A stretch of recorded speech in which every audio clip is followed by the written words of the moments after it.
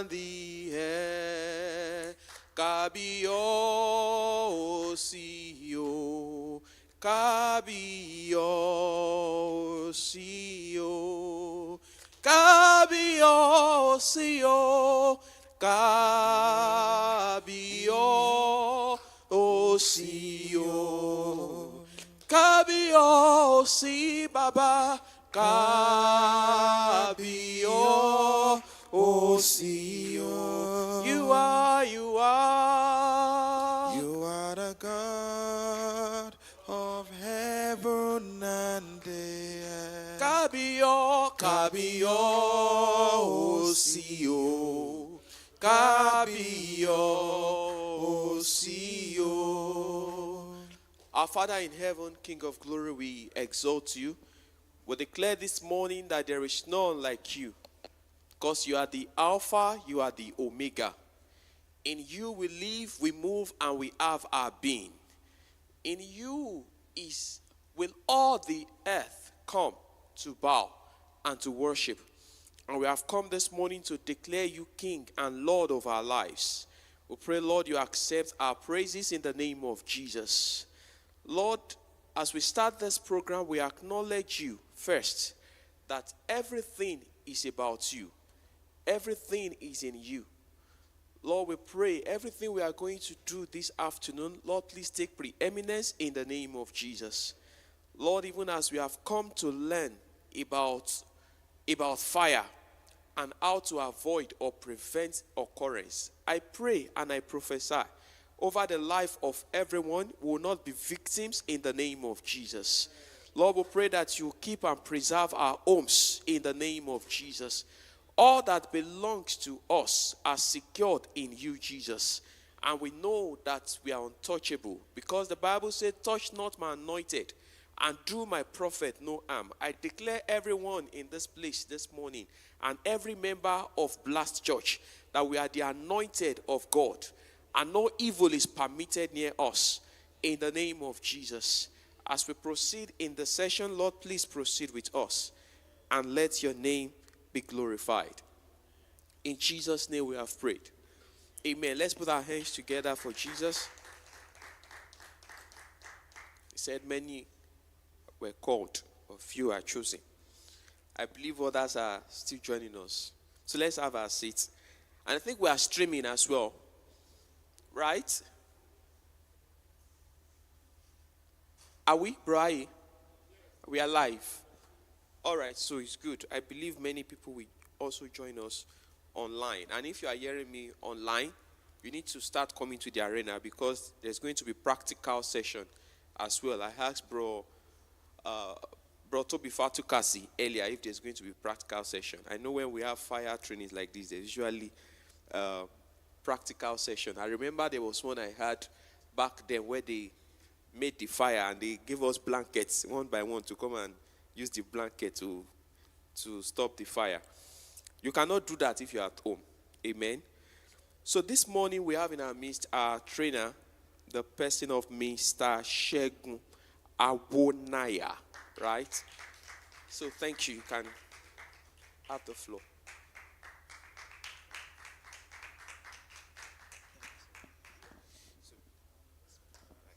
Good morning, everybody.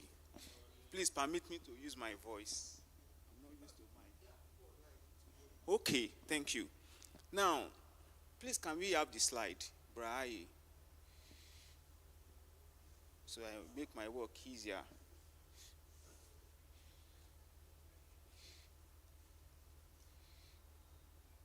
Okay, so we are looking at a topic, fire safety, forget work, at home, at work, it's the same thing, responsibility of all. In this part of the world, responsibility are given to some set of people based on their profession.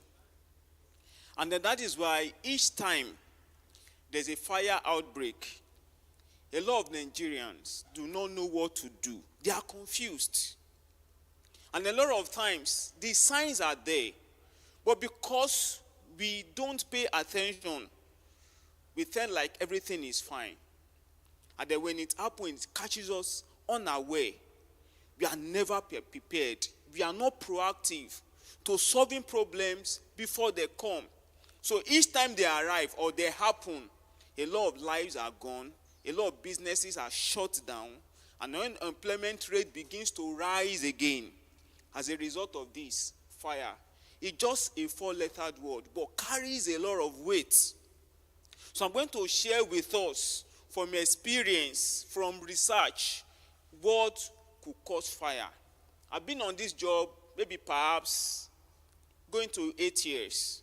By November, I'll be 8 years on the job. So I'm still a child compared to people who are 20 years, 15 years on the job. But 8 years of the job has taught me great lessons. And one of the lessons is, a lot of times you don't pay attention to details. Sometimes we pay attention, but we feel like it's none of my business. But the truth of the matter is, each time this thing happens, it don't affect those who are concerned. It affects everybody. And I will share experiences with you. So, can we move to the next slide, please? So, the basic reason for this training is one, fire safety at work is a shared responsibility, whether you're at work, at home, even in the church. It is a shared responsibility. Understanding fire risks and taking preventive measures can save lives and what? And properties. So the first thing this training is to teach us is to how to save our own life. Property can be what? Can be regained over time. But life, once it's lost, it is gone forever. So can we move to the next slide? So the objective one, to ensure preparedness. How prepared are we? We can prepare for exams. We can prepare for marriage. We can save money to buy car. But we are not prepared for this, that will keep the home, our property safe. So reduce panic during fire incidents. If you look at what happened at, what's the name of this building? Afri. The people that died, they were panicking. They died as a result of panic. Am I going to die? Watch myself die? Sometimes, it's not the fire that kills people. It is the panic. You don't know the next step to take. And then you took the wrong one. At the end of the day, what you are trying to run away from becomes your reality. So improve response time. How fast can you act when there's a fire outbreak? And I tell you, there's no fire that starts big. Every fire starts small. But knowing what to do determines your what? Your response time. Then familiarize team members. So team members could be your family members, your church members, your colleagues, your friends, with what? With safety procedures. Next slide, please. So, the economic impact of fire, number one, is a loss of lives, property, and valuables. Number two, high cost of rebuilding or repairs. Even if life is not lost, but your property is partially or severely damaged, the cost of rebuilding or repairing it cannot be the same with when you newly built it. Do you understand? So it's always leave us with work with a remark. Increase insurance premiums. When there's a fire outbreak, insurance will tell you, Ogbeni, let's come to a term. You are paying 50,000, you have made a claim, your money increased to 100,000, and you have to pay. And I will share a story with you. Some of us are familiar with Surulere very well. There's a plaza called Surulere Super Plaza. Some years ago, the plaza caught fire. And what happened was a minor thing, if they only knew what to do. It started from the changeover. There was a spark, and it led to a serious fire. And the facility manager doesn't know what to do, so he was running helter-skelter, seeking for self-help. In fact, on that day, I met a man whose business totally shut down. The last time I asked of him, they said he's in the village. A city boy, his children were going to good schools. He travels a lot, for business and for leisure and all of that. But he lost his business. His source of livelihood was cut short. The kind of education he gave to his children, he can't give them any longer. He has relocated back to the village. And the truth of the matter is, as much as the world is not talking about it, fire contributes to unemployment rates. As soon as a company shuts down, the people that are working there, they will now dust their certificates and start looking for a job again. And then they come to church and they begin to pray and ask pastor, please pray for me. Do you understand? So it leaves us with what? A bad remark. Possible medical expenses for injuries. When people are injured, even if you have money or you don't have money, you must take them to the hospital and they begin to call family members. It's not if they will contribute money. But the truth of the matter is, even if the injury is gone, the scars will still be there. And then each time you look at it, you say, if I had known. Do you understand? So let's proceed, sir. So for fire to happen, like I always say, everything around us is fire prone. Everything around us. If you look at this church, the chair we are sitting on is fire prone. Our clothes, our shoe, you are driving your car, you are on a flight, you are on a sea, all of these things, they are fire prone. So, a fire needs 3 elements to happen. Number 1 is heat. Is it around us? Yes. Full. Anything that can burn at all. Anything that can burn. It does not mean your petrol, your diesel, your gas, anything, even your hair. Do you understand? And the last thing, oxygen, is around us. These 3 elements, they live with us. We wake with them. We shake hands with them on a daily basis. So what do we do? So, oxygen is the air that we breathe. Heat, rapid increase in temperature. Any fuel, anything solid or liquid, even in gaseous form that can burn. Next slide, please. So, for fire, if you talk about triangle of combustion, meaning things that can result in fire, then we have a way of putting it out. So, to put it out, number 1, you remove cooling. You replace it with what? With cooling. I know a lot of times people will tell you if there's a fire, put detergent and soak with water and pour. What if it is electrical fire? What if it's overheated oil? What if it is gas fire? So all of these things are obsolete. They are not valuable in today's reality. And that's the truth. So, smothering, when you take away oxygen from a burning material, an example I can give you is, if you light up a candle, cover it with a glass cup. After some time, you notice that the fire dies off. What you have done, you have suffocated or disallowed oxygen to penetrate more into that candle. That is smothering. You cut off oxygen completely. And then the last thing is starvation. Starvation is you are in a place, 4 chairs are there, and when a particular chair is on fire, all you need to do is either you take the one that is burning out, or you take the 3 that are yet to burn. So the fuel, when this one finishes burning, there's no fuel again to attract. So it dies on its own. That is starvation. Another example is you notice electrical spark in your house. All you need to do is go from the changeover, put it on neutral. If you're on gen, put it on neutral. If you're on power, put it on neutral. And that settles it. You have done what? Starvation. Next slide, please.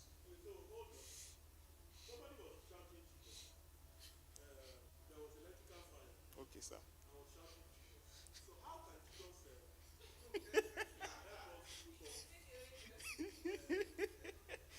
Now, the truth of the matter is, sometimes the things we are supposed to do, we want God to do it for us. And there's no ignorance, even with serving God. You can serve God with all of yourself. But as long that there's no knowledge, my people perish for lack of knowledge. He didn't say people perish because they don't serve me. Do you understand? So we must know what to do, and that's the essence of this training. All right? So let's move, please. So, electricity safety. We are in contact with electricity whether we like it or not. Do you understand? Even if you don't have TV in your house, you must have radio. You must charge your phone. So in one way or the other, you come in contact with this. So the first thing you must do is to avoid overloading sockets. What is overloading? Can we have extension box that's not in use? So that we can make it more practical.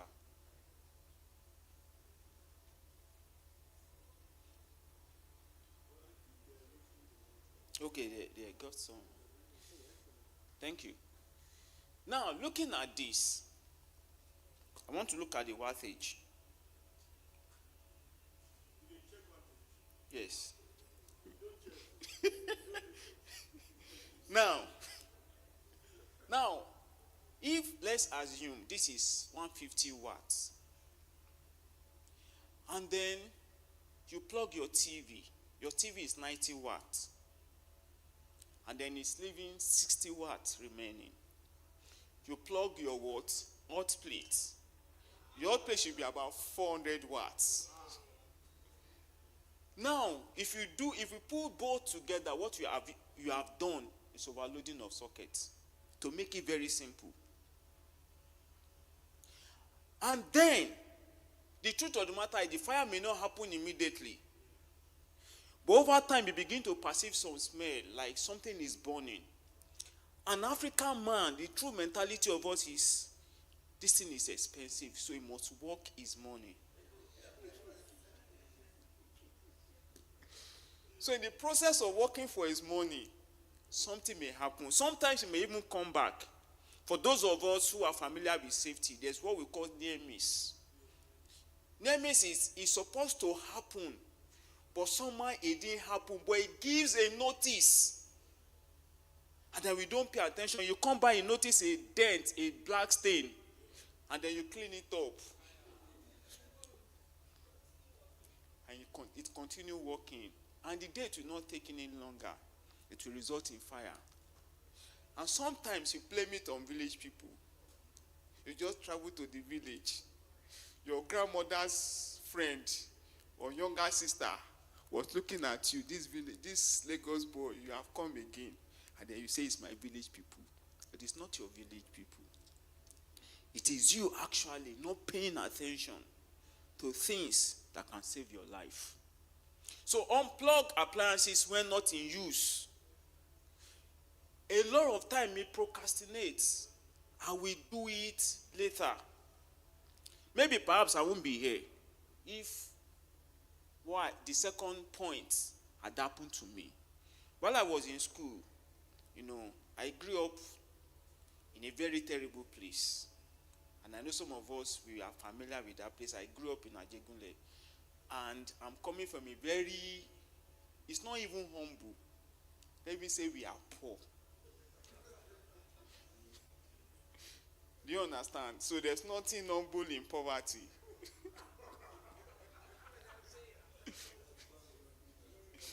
So we just the sugarcoat and humble background. So while I was going to school, I went with hot plate and a gas. So if you want to cook some, maybe beans, so those hard stuff, we use hot plates. And then a roommate of mine, because the school I went to, we do not have hostel, so we stay outside of the campus. A roommate of mine was cooking beans, and in the process, power was seized. So the guy left for school.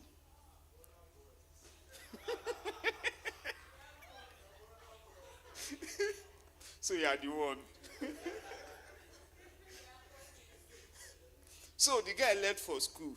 And me, I was vying for a particular post in my department that period. So I didn't come home until 7 p.m. So I came, he was at home. I think he had slept. So I ate and I went to bed. Around 2 a.m. The only thing was, God was gracious. They didn't restore power till we came back. It was 2 a.m. power was restored. And from my sleep, I was just hearing a sound. Lo and behold, it was my hot plate that was on. And the two questions that came to mind was, if power was restored before we came back from school, what would have happened? If I had slept off and then the fire catches us unaware, unprepared, what would have happened? Do you understand? So I'm here because of grace and nothing more. But one thing I've come to realize is a lot of times we abuse grace. We abuse grace when God has given you first chance. He gave you second chance, even gave you third chance. He will give you as much as 100 chances. But a time will come, the grace will be cut off. And that is why we must pay attention. Never you leave things at home unplugged. It is not enough to switch off the sockets, but it's better to switch off and unplug. A church member of mine, about 3 or 4 months ago, came to the church to share his ordeal. And what happened was, he lives in a rented apartment, I think about 4 flats. So one of the tenants, anytime they bring NEPA bill, they still use postpaid. So each time they bring NEPA bill, they share equally among themselves. But this particular guy doesn't stay at home, maybe 2 weeks at home, 2 weeks outside. So the guy was complaining that, why will I be paying the same amount with you guys? This is cheating. So the guy traveled and left his AC on. It was a deliberate act. So he must use his payments.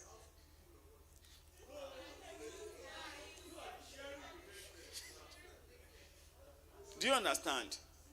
So he left. There was constant power supply during that period.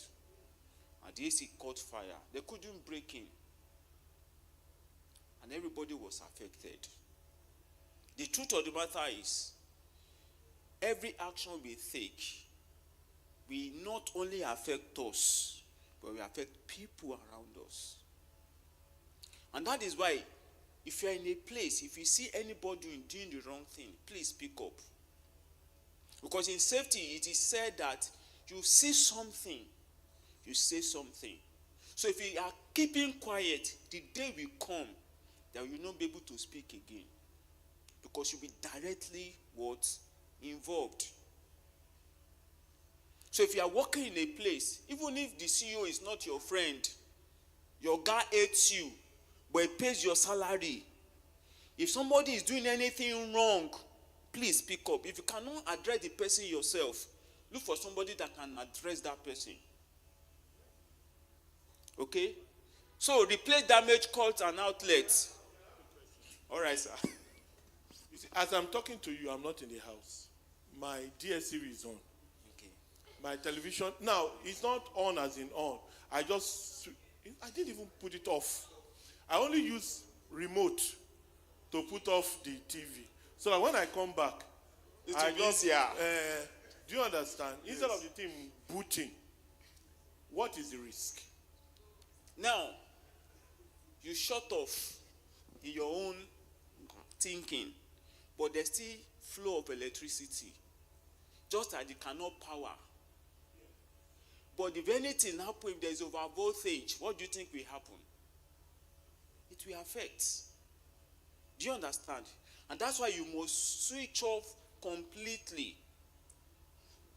Completely. Each time I'm leaving home, I will call my wife because she does her own business.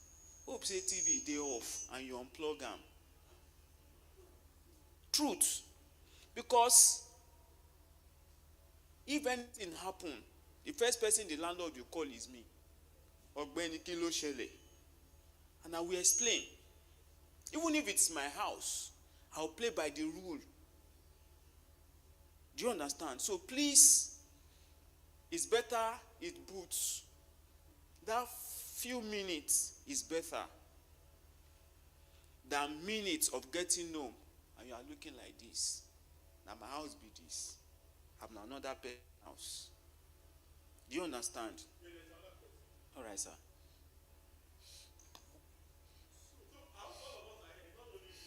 And so that one, I agree we'll turn off all the appliances. But how many appliances do you want to remove from the socket? Freezer, we must leave freezer on. Yes. And it's permanent. Yes. So and I think what causes this thing is over voltage. So what if you have a stabilizer, something to step down and step up, Okay. to protect it? Now, your freezer can use surge protector. I know automatically it will go off if if there's over voltage. But your TV, you are not at home, put it off. Those things that you can put off, put them off and unplug them. That's what I'm saying. So, another question. Sure. So what I do in my house, I don't know if this is also applicable, is that what I do in my house, I don't know if it is applicable, is that when I'm going out, I just turn off the changeover. Okay. Right? No, it's a good one. But I do that not because I do that because of band A. So something push out to safety. Do you understand? But even if you cannot change to neutral because of the appliances, maybe your freezer, I don't want your things to get bad, just get surge. But unplug every other thing. And always check. We'll get to that place where we begin to talk about a lot of things. So use circuit breakers. In today's world, there's not a colleague, but a Lagos State staff like myself who works in another ministry. He called me one time at around 3 a.m. I hardly sleep at night because I do most of my research at night. Even yesterday, this morning I slept around 4. I woke up 6 because I need to prepare for today. Yeah, I know. Did you understand? So, he called and he said there's a fire outbreak in his house. So I called the nearest fire station to his place. We got there. We discovered that they put the changeover in the kitchen.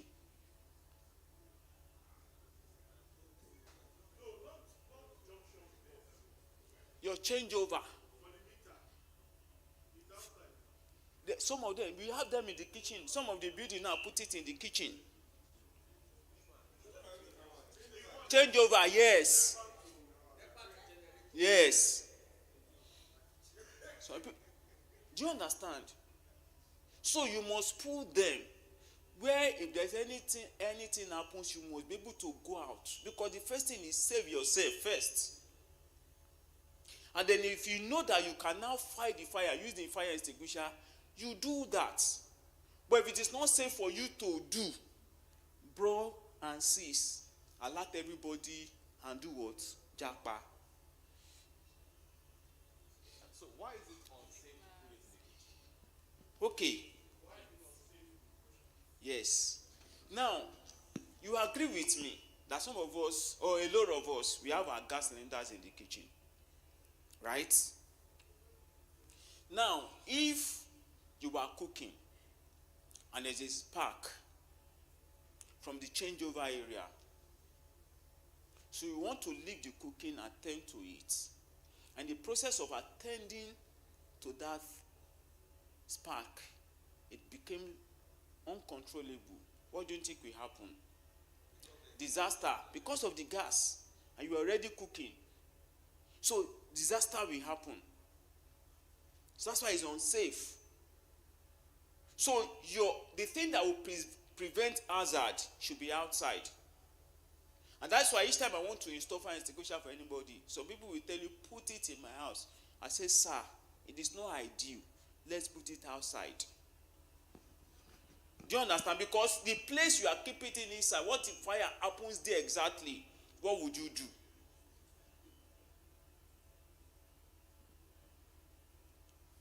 Do you understand it now?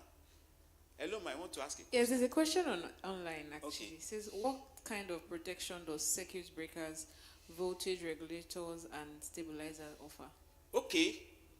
What they do basically is to regulate electricity flow. If there is a over voltage, it controls it. Sometimes they help you to switch off your appliances without you doing anything. Do you understand? Especially when you are not at home or you are asleep and there's over voltage. It does its work without your effort. That's what it does. So next slide, please. So, this year I'm going to talk about it more. I'm going to talk about it more because fire has taken a whole lot of lives. And I will share a story with you. The school my child attends. 3 years ago, the proprietress of the school called and said, "Sir, please, we would like you to do training for us. A virtual training." I said, okay. I called back to know what happened. You know, when people will be telling you want to give them this service for free, do you understand? And they are not yielding. All of a sudden they called. There must be something. So when I called, I said, "Ma, what happened?" She said, "We lost a parent." She said, you know, they were to celebrate birthday for the son who will be clocking 5 the following day. They said that happened. Said they were cooking. They had this 12.5 and 6 kg. So they discovered the 12.5 was leaking. So they had to turn it off. They kept cooking with the 6 kg. Forgetting the fact that your gas, it stays. So you need ventilation for them to go out. Explosion happened.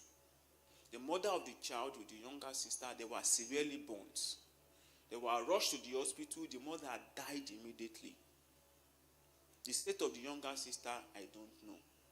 But the truth of the matter is, that life, the expectation of the mother for the child has been cut short. Life had been cut short. Now the truth of the matter is, whether we like it or not, God will still be God. Even if you're a Christian, you fast 365 days, 6 to 6. I don't do the right thing, and you die. People will say God no love her. But the truth of the matter, God loves you, but now you don't like yourself. So we can't put blame on God. We have to take responsibility. All right? So, your best is your friend, but at the same time, your worst enemy. Because it is a disaster that is waiting to happen. If you lose God, it will happen. And you must store. I'm not saying a lot of time when you ask people, why do you put your gas cylinder in the kitchen? Number one thing is security.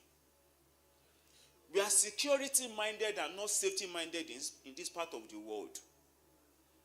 I was in Nigerian breweries 2 years ago under the platform of, what do they call it? This Industrial Training Fund, ITF, thank you.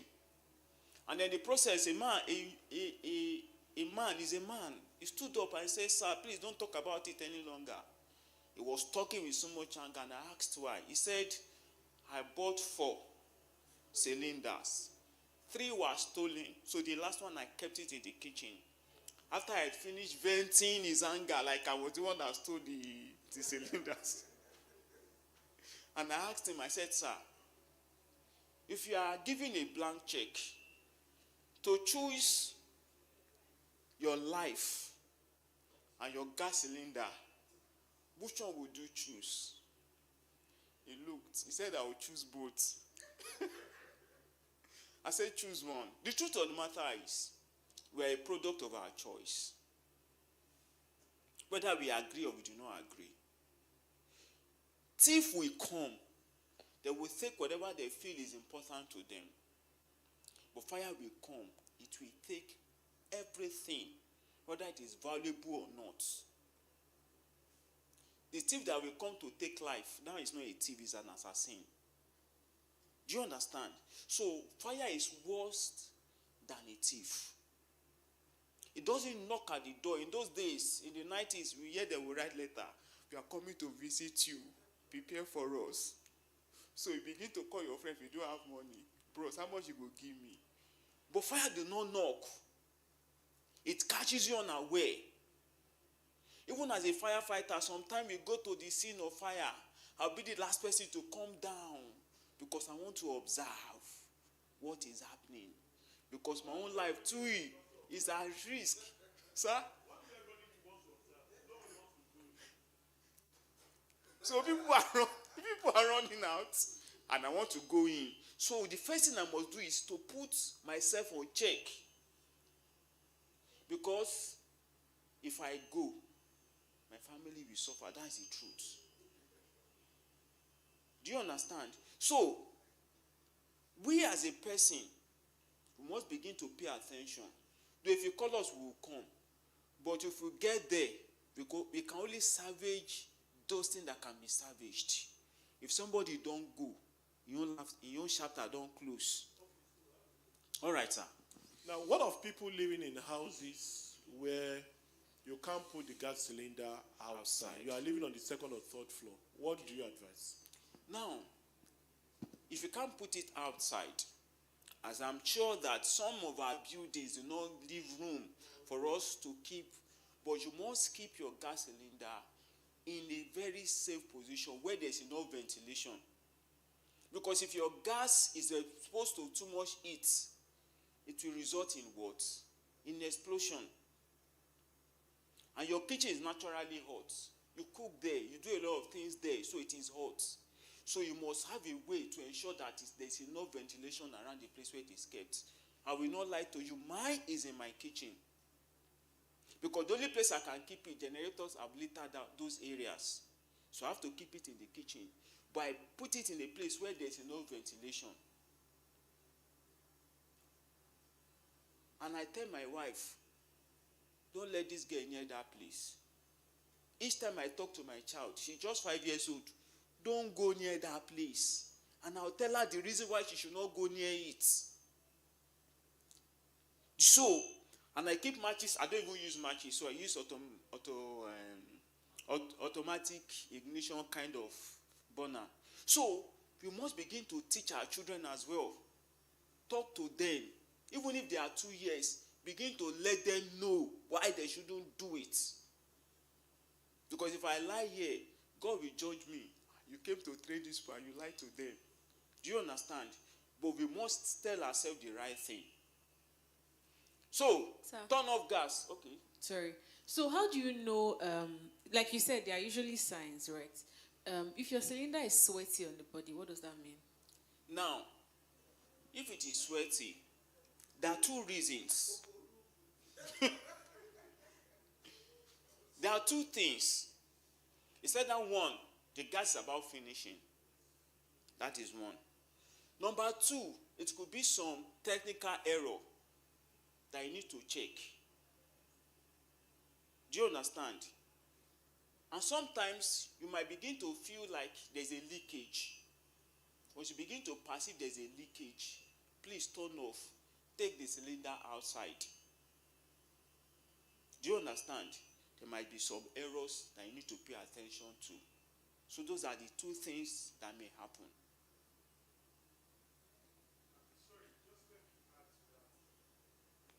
So I was filling my gas, I think last 2 weeks Friday. Okay. And that was when I got to know that many of those cylinders have expiry dates. Yes. And people don't know, yes, cylinders have expiry dates. And some people go and repaint their cylinder. Of course. I heard it's not good. I was going to that area. Okay. So to contribute to that, I noticed that with the gas cylinder I was using, so what I did was to go to a filling station and bought two brand new cylinders. That anytime I want to replace, I'll just take it or tell my driver to take it and fill. All those very old cylinders, I was afraid that they may not be good and that there may be leakage somewhere. So I just cuckoo dispense with them. At times, spending money can save your life. sure. You just have to close your eyes at times and do the right thing. Sure. Instead of, nothing will happen. Yeah, yes. Kind of. Thank you, sir. Now, your gas cylinder, before now, since we have talked about it, so let's address it. Before now, there's a way it is checked. We check the expiring date. So I think about 4 or 5 years ago, how do we check? You see on the body, on the cylinder, you see 2026. You may see B 2026, C 2026, or D 2026. So if you see A, it means the cylinder will expire in March 2026. If you see B 2026, it means it will expire in June 2026. If you see C 2026, it means September it will expire. If you see D, it means December 2026 it will expire. So what SON now did was to give a comprehensive information that, okay, all extinguishers either locally made or imported into the nation should have 15 years expiration period. So if your cylinder, you bought a cylinder that was produced in January, let's say January 2024, and you are buying it, let's say October 2025, it means it has almost stayed 2 years on the shelf. So you now look at the date that is going to expire. So after that year, you are what? You have to discard and get another one. But oftentimes, what we do basically is to sell to these condemned guys, and then you have money to go and buy another one. So what those guys will do is they will file it and repaint it and sell to another person. So a lot of times we are buying refurbished cylinders thinking we are buying a new one, and they will continue to put yourselves in what? In jeopardy, as safety in jeopardy. And that's why I tell people, if you want to buy, the first thing you must check the production dates. And the next thing is expiration dates. Sometimes they will not tell you manufactured, they will tell you tested, they will put the year there. And they will tell you the year is going to expire. So you must check all of it. So if you are not seeing those things, what you are buying is a refurbished gas cylinder. Don't even attempt it. So if you want to buy, as much as I know, O&O sells, Ibile Oil and Gas, they sell. Those are the two credible people I know. So you can buy from them. You can even take your cylinder to them and say, oh God, I want to drop this one, I want to buy another one. Should I add more? If they tell you no, drop that one there. They will do what? They will destroy it and recycle it. Do you understand? So, keep cylinders upright and secure. Your gas cylinder should not be sleeping on the side. You notice about finishing. You now turn it the other way around.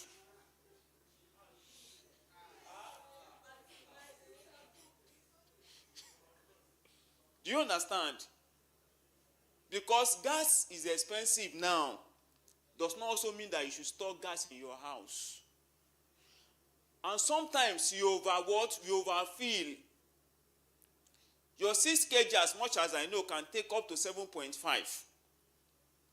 But the 1.5 kg remaining space is for the movements of the gas. And that's why you finish buying it. Once you carry, you notice some movements. If there's no movement, it's going to shock up. And they may result in what? In explosion. Now, to buttress that, you should keep your gas cylinder in a well-ventilated area. There was a trend, I think about 2 years ago, of a man who put his gas cylinder in his cab, in his boot. And then he was discussing, and there was an explosion. Why? Because the cylinder has been kept under intense heat for a period of time. Do you understand? And that's why I said our safety is our what? Is our responsibility. So use the correct regulator and hose. You go to buy, they will tell you this hose is 500 naira. This one is 300 naira. You now ask the person that is selling, Oga, which one good pass? The man will tell you, buy the one of 500 naira. This one no go work. Oga, go work. Because you want to sell, you go work.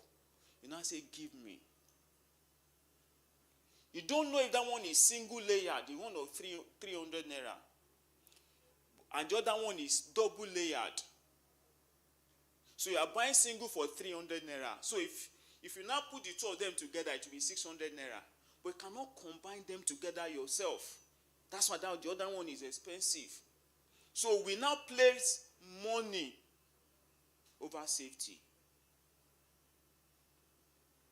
So eventually, the money you don't want to spend, you spend it. And you spend it double. If your child gets injured as a result of it, you take him or her to the hospital, you now spend money, they will do surgery, do skin this, skin that. Which is at the losing side. Next slide, please. So, electrical equipment safety. You certify electrical appliances. As much as I know, there are some brands that do not have name. There's a name, generic. That's the name they call them, generic products. They don't have name. You don't know manufacture them. You just buy it because it's affordable. Sometimes cheap things, they're good. And then even the last pass. Now, poor mentality be that one. And I tell you the truth. Don't buy what you don't know. I have a friend who's an electrician. Each time I want to buy something, bros, I want to buy this thing. Which one should I? He will tell me, yeah, come to my house, we'll go together. And he will tell me, Oga, buy this. I will tell him, if I don't have money to buy it, I will go and add money and come back the next day. It's better I don't buy it at all than buy anything that will put my life in danger. Regularly inspect and maintain appliances. How many of us they maintain our appliances? We only maintain when it is faulty. But maintenance is working, but you must check if it is working well. Daddy, your car don't need to have issue before you take it for maintenance. The same ideology to our electrical appliances. Sometimes it may be looking good. Sometimes with ourselves we look good, but when you go for medicals, you now discover something they happen. Do you understand? A whole lot is happening. And that is why, as I am, I pay attention to if I have a headache now, I know what it means to me. You have not rested well. So whatever I'm doing, even in the office, they know me. Oga, I'm going to the sick bay. I'll go and cool off. I will sleep, even if it's 3 hours. Yoruba people will say, work will never finish. Do you understand? So avoid using faulty or wet appliances.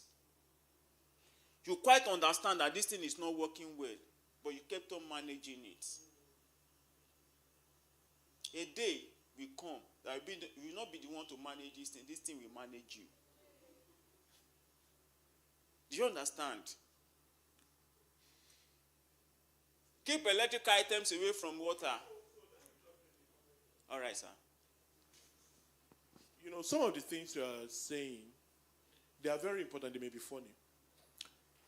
It's poverty mindset, and people have died. Yes. Unnecessarily as a result of that. I have people who will keep managing. You can have a faulty socket. Only one port is working out of 4. Yes. Ordinarily, you should throw it away. Right? But people will manage. Yes. But you see, all those things that people manage and keep using, one day, something may terribly go wrong. So I want to beseech all of us. Life is more important than money. Yes. I don't know whether it is accountants that will tell you, you have to manage this, you have to manage that, Apologies to the accountants in the house. It's not an accounting team. Okay. All right. But please, if it's faulty, if you cannot repair, just go and throw it away and buy something else. You are not poor. Because in this church, we are not poor. Amen. Yes. So, next slide. So, causes of fire. You are getting there. Electrical faults. You know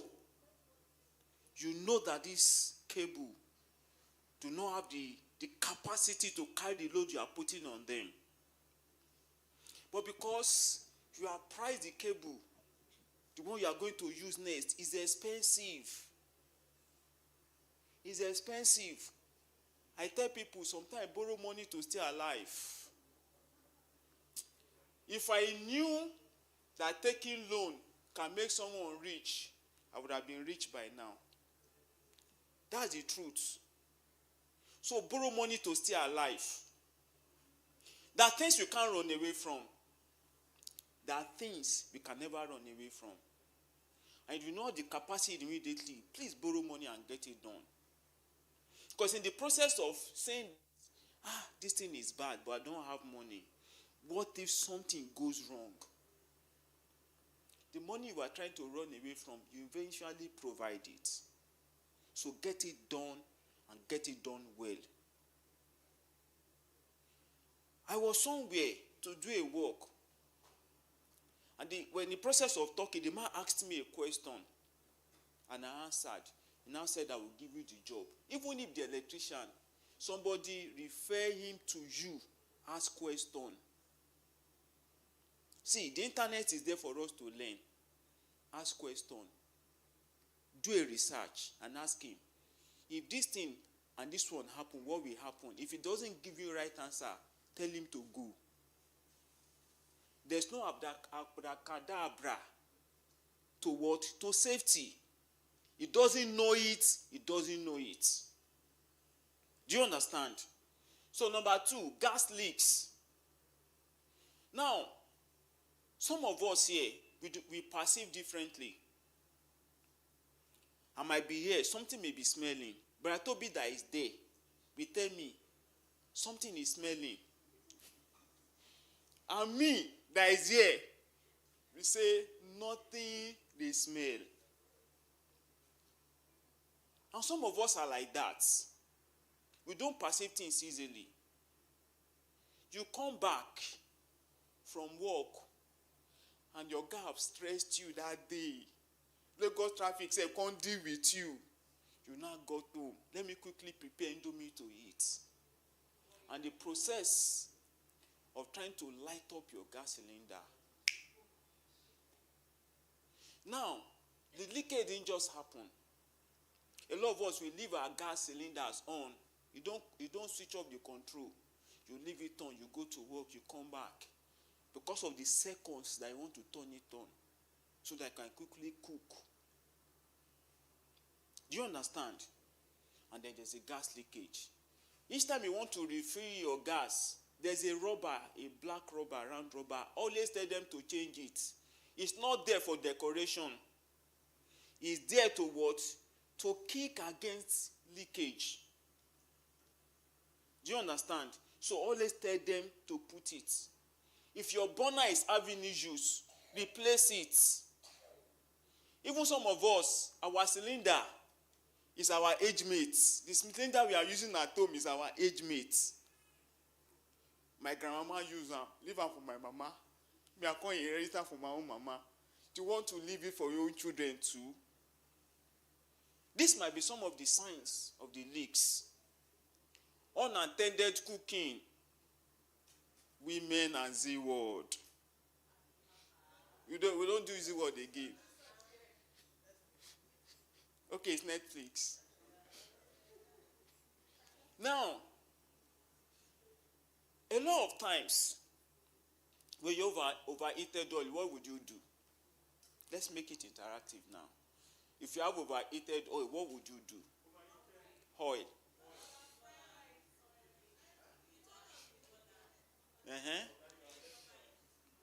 Okay.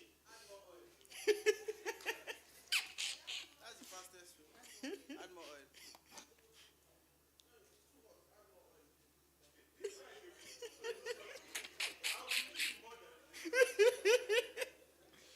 I think we cover it.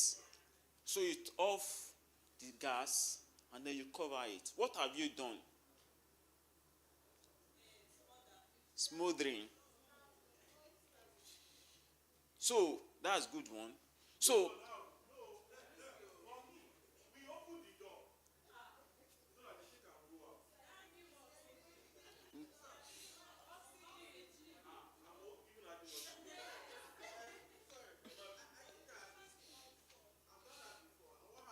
Which one? Covering the Okay. pot. So when you cover the pot, some steam would gather on the cover of the pot. Right? And when you are now going to open it, then once water drops inside it, then it starts to splash. Okay. Now, thank you. Is making a point. Is for us to talk. Now, the first thing, two things I want to say. Pastor said we introduce oxygen. That would be the wrong thing to do. You know why? Oxygen aid fire, like we rightly saw in the triangle of combustion. And that is why, let me give you an example. If some of us we've heard of drop and roll before. Drop and roll. Only you sabi book. Now, drop and roll is your cloth is on fire. Naturally thinking, the best thing you want to do is to run, abi. The more you run, the more the cloth will burn. Because of what? Oxygen. But if you drop and you roll yourself, you have denied oxygen, so the fire will die off. Now, if you introduce oxygen to overheated oil, it's going to burn more. Now, we now said you cover with the original cover. When you cover, I don't want to know the volume of the fire. Once you are able to cover that pot, leave it for some, maybe a minute. If you open it, the only thing you will see is smoke. And you know why you see smoke? Because you have denied oxygen from penetrating. Do you understand? Nothing else will happen. So the only thing you will not do is, if you now pour water, but because there's no what, there's nothing that is aiding the oil to be more heated, it will just splash on you. And that's why you don't pour water. Because if you pour water and then it splash, it might enter your eye. So that fine sister don't turn. There's a remark. That fine sister with one eye. Do you understand? So that's why you don't pour water.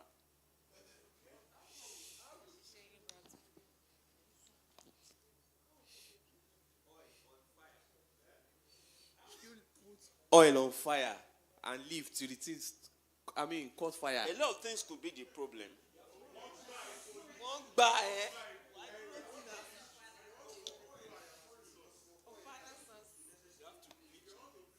No, sometimes unattended simply means sometimes it could be a call, it could be somebody needs your attention, you want to quickly respond to a message, and then it takes your time.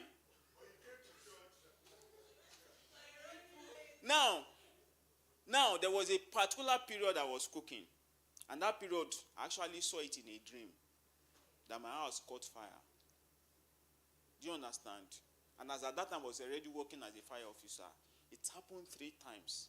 But do you know how the dream would have come to pass? I was cooking with hot plate. I was at home cooking with hot plates. I went to a place. I had completely forgotten that I was cooking. And I was there gisting with my friend for an hour. Immediately my senses I started running home.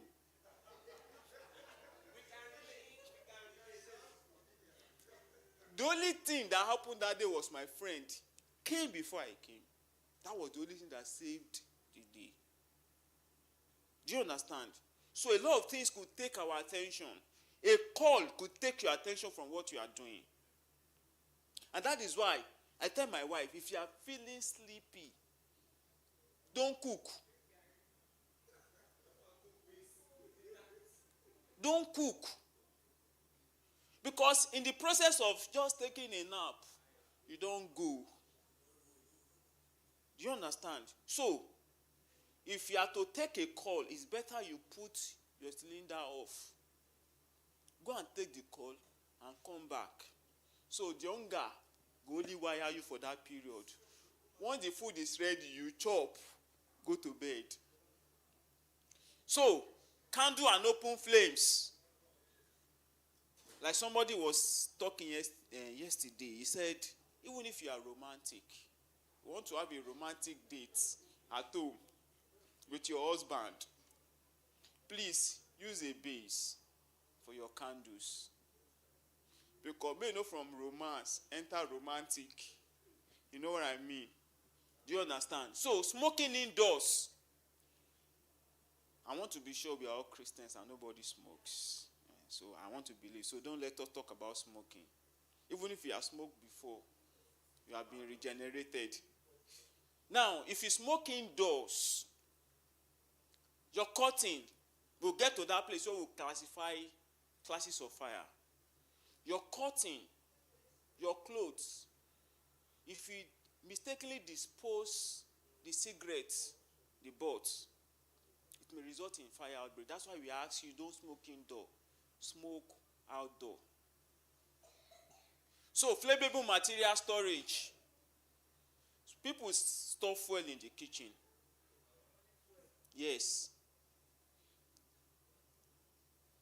Now, according to NFPA, that is National Fire Protection Association, is an American-based entity. They said, if you do not have a storage tank in your house, the maximum volume of fuel you should have at home is 10 liters.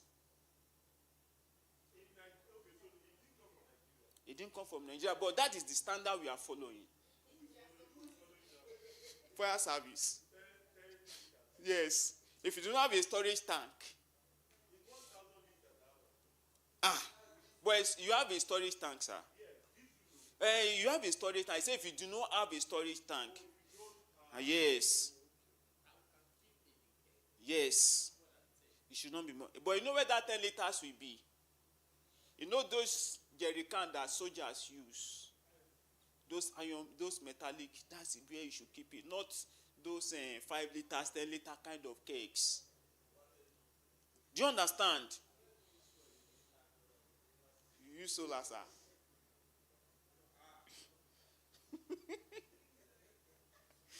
So let's move to the next slide. Even your solar, sir, where do you keep the batteries? It's outside. Thank you. Because it's what happened at Afriland. It was the solar batteries that led to the chaos. So let's talk about classes of fire. We have the class A, ordinary combustibles, wood, paper, clothes, and all of that. They're in that class. Class B, we have flammable liquids, your petrol and oil. We have class C, electrical fires. Class D, metal fire like zinc, magnesium, and the rest of them. Then class K, kitchen fires. So we know what will cause fire in the kitchen. Overheated oil. If you are cooking and you don't pay attention to it, it may result in fire outbreak. Even your gas cylinder is in the kitchen, it may result in fire outbreak. Next slide, sir. So, knowing your fire extinguishers will help you so that you don't carry the wrong fire extinguisher for the wrong kind of class of fire. Now, there are 4 basic fire extinguishers in Nigeria, but in other parts of the world, we have 6. So I'm going to mention them. We have water, we have foam, we have carbon dioxide, we have dry chemical powder, we have water mist and wet chemical powder, but we do not have water mist and wet chemical powder in Nigeria. Now, for your class A fire, it is water fire extinguisher and nothing more. It does not work for any other class of fire. For class B, we have foam. Now, but the water and the foam, we have said we are not going to ask people to buy them again. Because a lot of times, when people have electrical fire, as a result of, let me quickly attend to this fire, they will take either water or foam without their knowledge. And if you use water on electricity, what happens? You are electrocuted. So so we ask people to buy dry chemical powder and carbon dioxide. But then, take note that both of them are multipurpose, but they have limitations. And one of the limitations of CO2 is that it cannot function properly where there's excess oxygen. Otherwise, the fire will keep reigniting. It's best to use indoor. But then, you must be sure that you do not have any breathing issues to use it. Because naturally, CO2 displaces what? Oxygen. So if you use it more than the specific time you have to use, there's a chance that the person may suffocate. Do you understand? But as much as you know, your 3 kg CO2 within 15 seconds, you finish using it. Within 15 seconds, it will finish. Do you understand? Then, your dry chemical powder, you cannot use it indoor. And the reason you cannot use it indoor is because it contains a chemical that is known as monoammonium phosphate. I'm not a science student. Now, this will maybe like say I know books more. Do you understand? Now, this particular chemical component can shock to death. It can shock anybody to death. If it comes in contact with anything that is edible, whether food or water or fruit, it becomes a poison. And then lastly, that chemical powder leaves a residue that is difficult to clean up. Even if you put Omo, and let me call the name, clean, and then Eva together, you can't put typo, you know, go clean. So this will be there. It will take a while before it goes off. Do you understand? So those are the type of fire extinguishers that we have. So if you see your powder, can somebody help us? I think one of them is around back here. Not this one. It's CO2 that is there. The one behind. It's long. So I want to show us. So I have a question. All right. So for people that have cars, Yes. normally you have like one small fire extinguisher inside Yes. your car. So how do you know which one it is? And It is dry chemical powder that you usually have in your car. okay.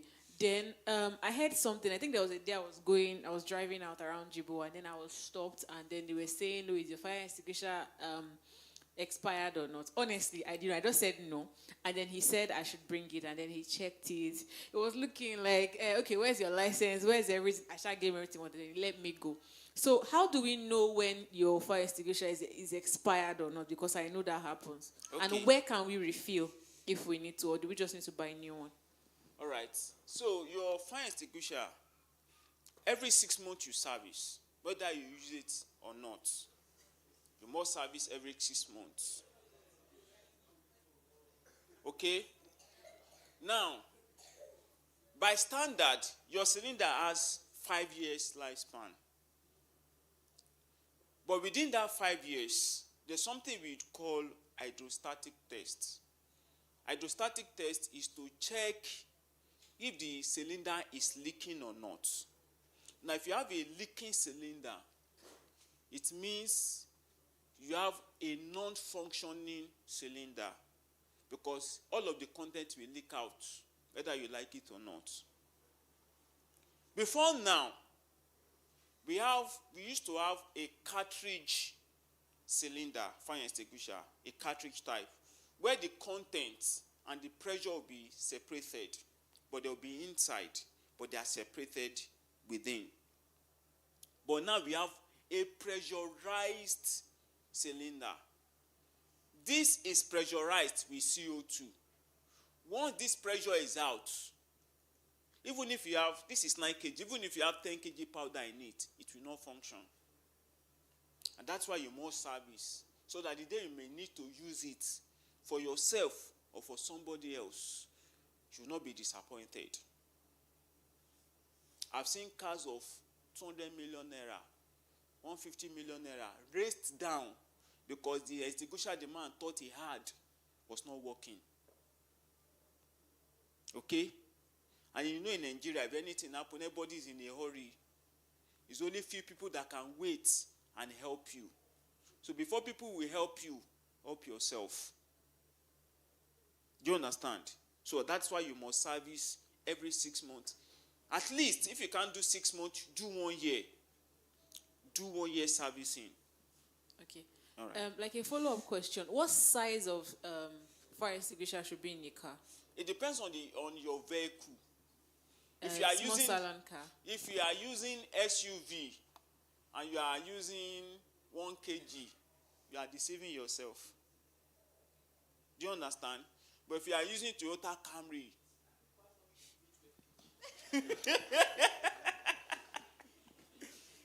To be honest, I'm hearing that for the first time, really. Now, the question I have a comment.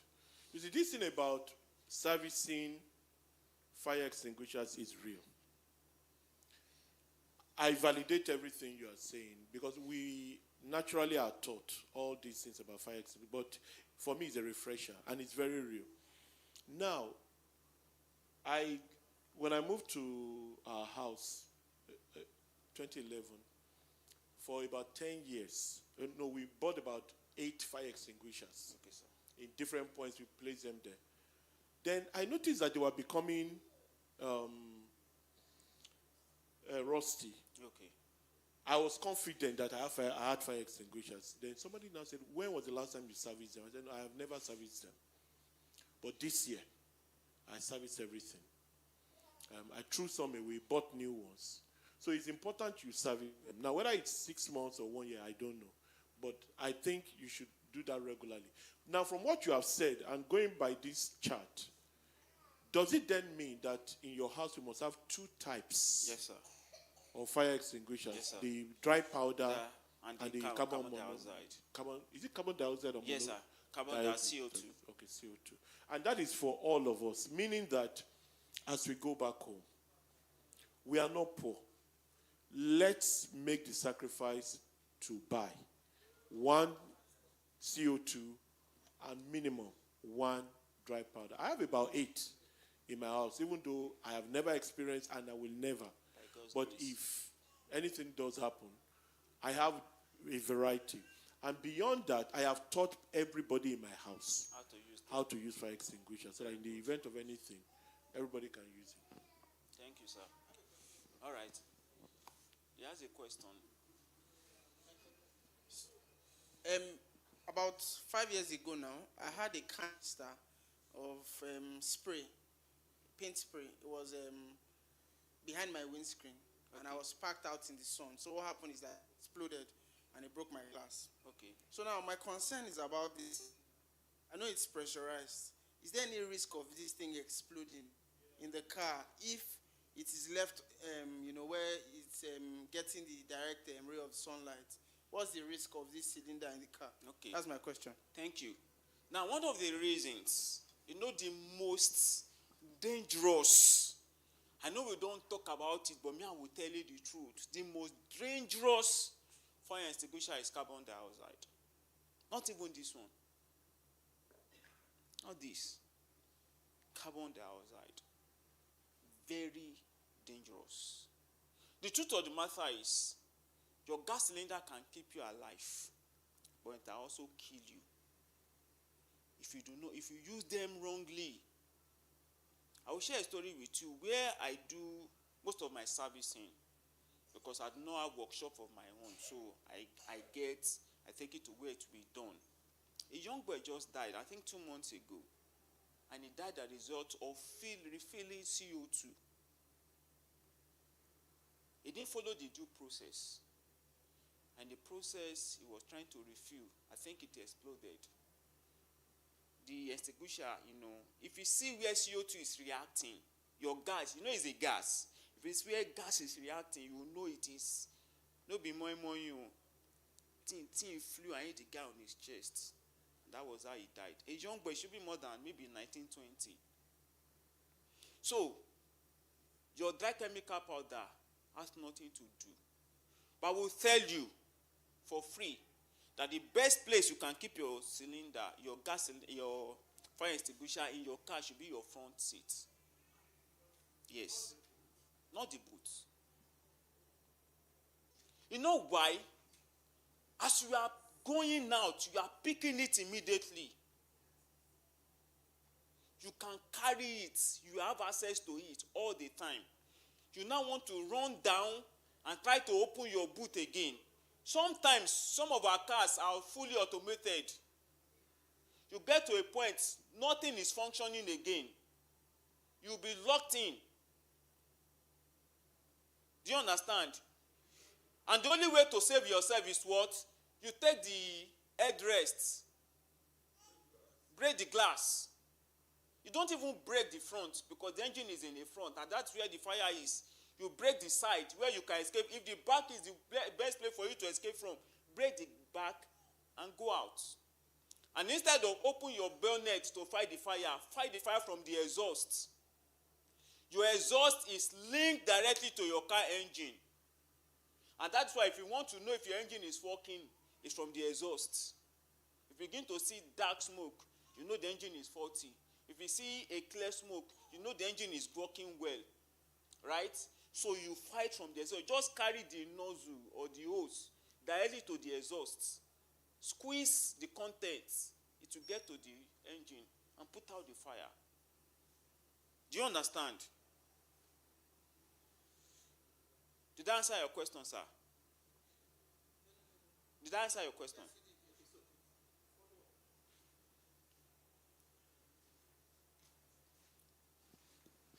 I mean, it's interesting to know that to kill the fire in the car, you take this to the hose.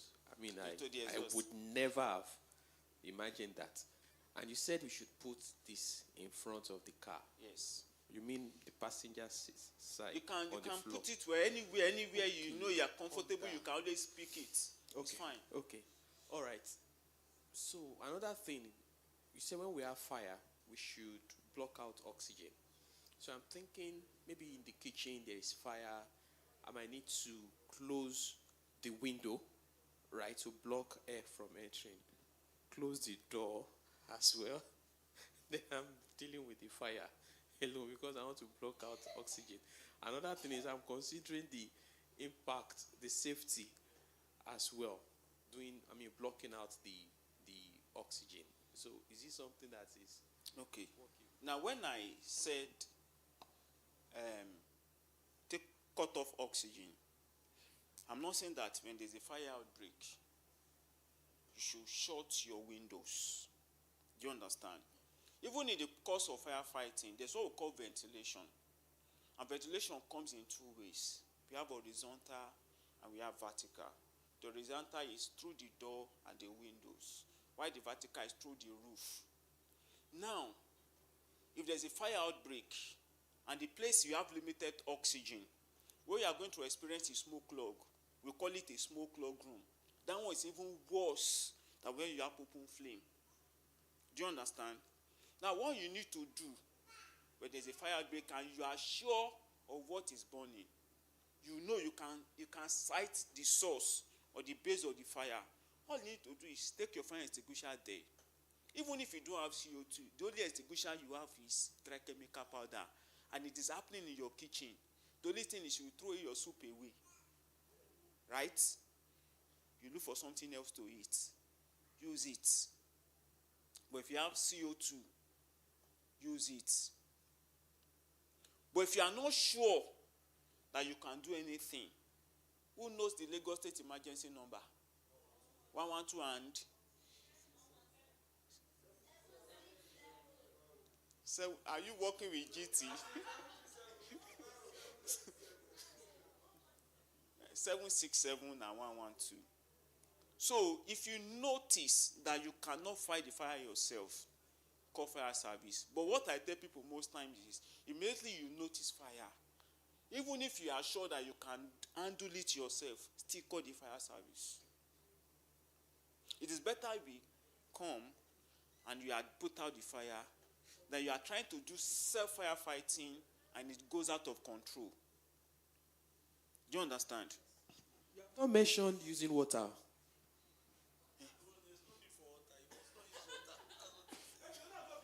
That's the first thing we look for when there's fire is water. Yes. Now, before now, the traditional method of firefighting. And in those days, one of the methods is detergent and soap. Even there's a state in Nigeria, about 2 or 3 years ago, they were unable to fight a particular fire because they do not have water in their tank. I don't want to mention the state so that it won't look like I'm biased. They were now carrying buckets to pour into it. How long will you be able to do that? It will take a while. Now, the truth of the matter is, what if what is burning there are hazardous chemicals and you are pouring water? What do you think will happen? You said what? Sorry, but fire service should usually use water, so. Yes. Now, there are some fires we don't use ordinary water. There's a foam compound we use. Now, for your hazardous chemicals, if you use ordinary water, the person that is trying to do that is putting his life at risk. Do you understand? Even your petrol fires, we don't use ordinary water. We use foam compound. Do you understand? Because the more water you use, the more the fire will grow. So the panápaná that normally shows up, it's not water they use. No, there are some times you use ordinary water. There are times we add foam compound to it to make it more effective. So water puts out fire. So it depends on the class of fire. It depends. If it is on class A, you can use water. Do you understand? Even your electrical fire. Yes. Yes. Yes, for class A. Which is your clothes. This, if you pour water, plastic, it will go out. But if we talk about your fuel, pour water, it won't work. So I was talking about traditional method of firefighting. In those days, even if your car is on fire, you see people pluck leaf and they will begin to beat the engine. Yes, it's going to take extra energy for you to achieve results. You go beat tire. At the end of the day, now the car go drive you. Nobody go drive the car because you are tired. So all of these things makes the work of firefighting becomes easier. But I tell people, the problem to fire emergency is not technology, it is people. When people begin to do the right thing, then we have lesser fire emergencies in any part of the world. Don't forget, Lagos State is one of the states that is prone to fire. Go to some places, go to Mushin. If fire happens in a particular house, it will affect the other house. Because of closeness. So let's move to the next slide, sir. So what to do when fire is discovered? Number one, I say alert others immediately. How do you alert others?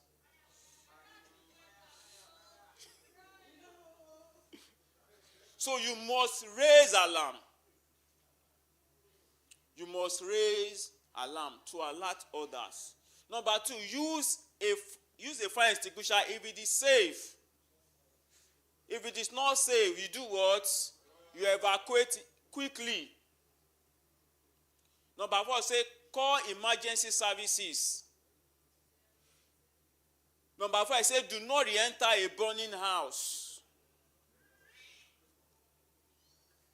Now, some people will say, what if I have 2 million in my house? What if I have 3 million in my house? I just graduated and I'm going for interview tomorrow. Do you understand? Do not enter. I will share a story with you. When I began my career, I think I finished training school in April 5, 2018. That was when I finished the training. And then the following week, we began operation fully. After training, you go the shack, you say, make we get work. And then we were called for a fire around Alausa.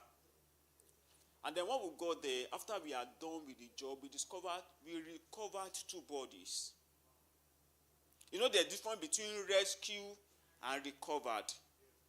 We recovered 2 bodies. A full-grown man and a young girl. And then when we had finished, we made inquiry to know what happened. It was the little girl that discovered, I think a girl of about 10 years. She was the one that discovered the fire. She raised alarm. Everybody in the house ran out. But the father remembered a friend of his gave him some money to keep.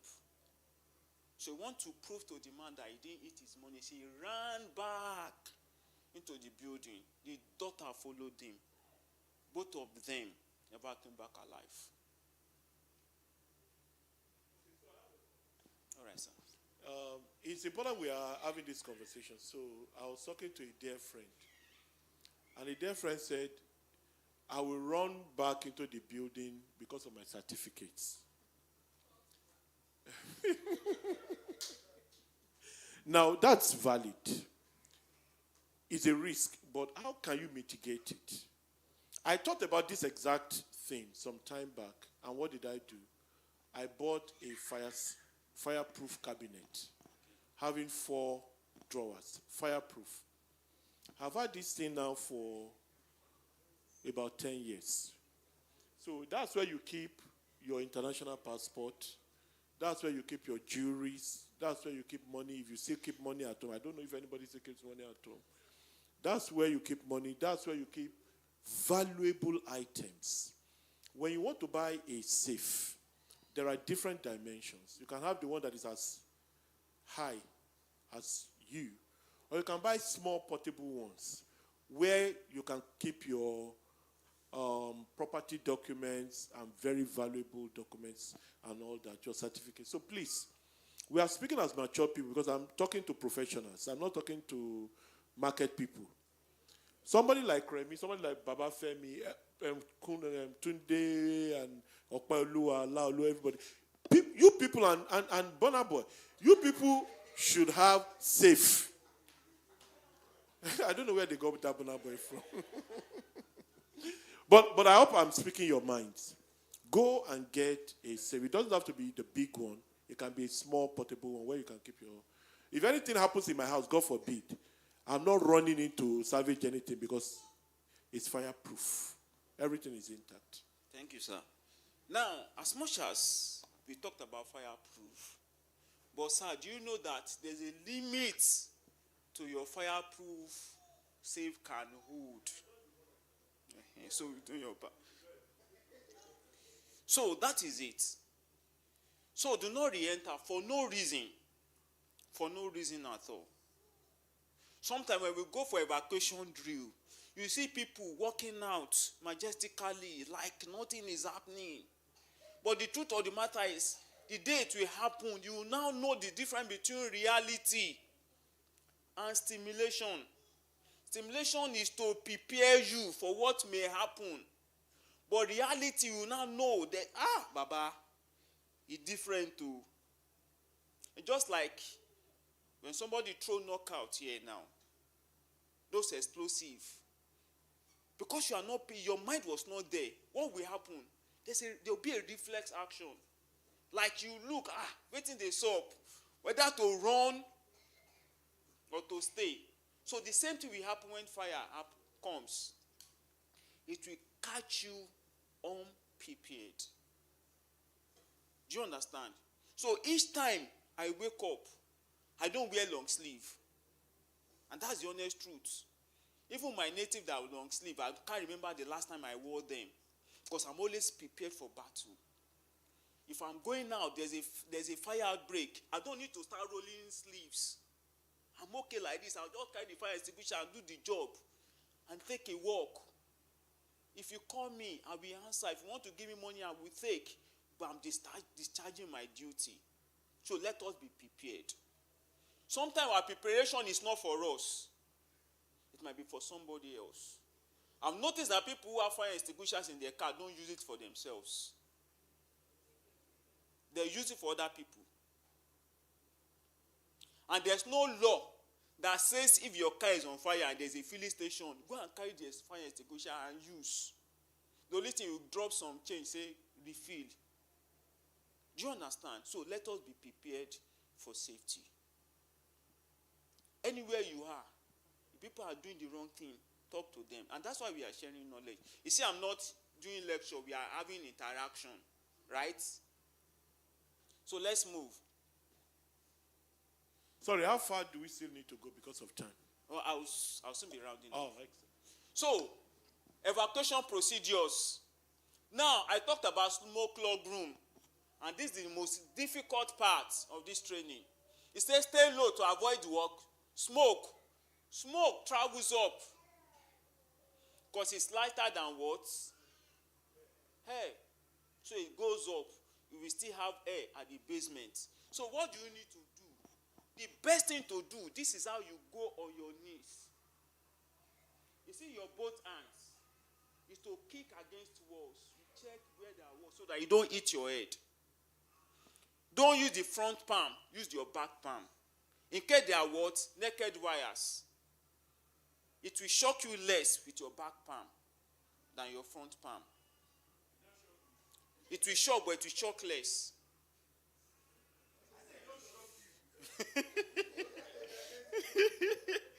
Okay? So, as you are moving, you are staying low. You can even crawl like this. Do you understand? The first thing you must do when you get to the door, don't open. Fill the door with your back palm. If the door is hot, it means the fire has escalated to this point. So you look for alternative routes. Now, some of us, we have alternative route in our kitchen, but we have padlocked it.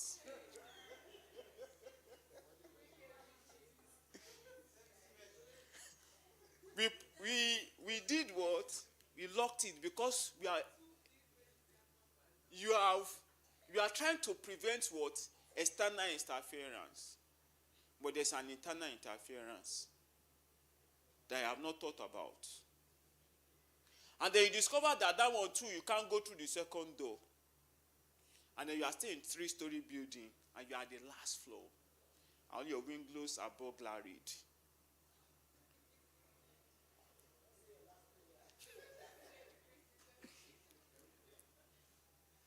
See, there's no way that you are secured. You can be secured and you are still not safe. But there's no way you are safe that you are not secured.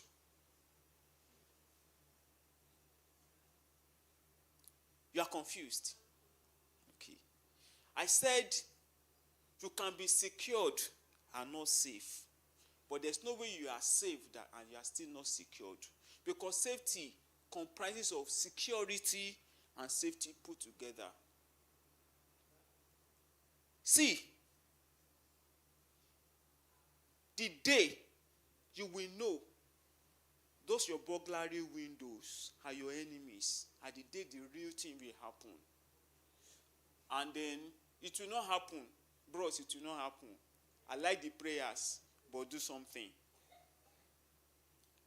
Do you understand? You see those people, Afriland, they are still yardstick for us to talk about because it's still recent. How can we have a building as high as that and there are no alternative escape routes?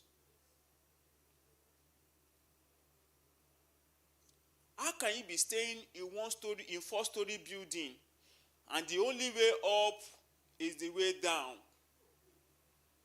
As far as I know, from 4-story building is high-rise building. Right? And then you are climbing, say, you see Sister Johnson. Sister Johnson, you climb. You are coming down. You see the same Sister Johnson. No alternative place. My sister and my brother. If there's a problem, everybody might be affected. I was in Jare Ikeja some years ago. You know, when you are talking with big men, small boy like me, was talking to big men, I told them, I said, sir, please, some of your window on burglary them. One way in, one way down. I know it's 1-story building, a duplex. But the way it will happen, what if your door might not be your escape route? What do you do? Most importantly, if you now have a smoke log room, because all those big men, they use AC, they don't open their windows. So you are going to experience smoke log room because oxygen level, natural oxygen level will be minimal in that building. And then you have crawled your way to the outside, to the door, and you can't still go out. What happens? But if eventually You are able to get out. You have filled the door. It's safe for you to go out.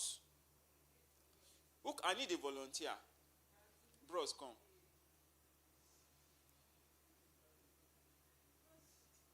What's your name, sir?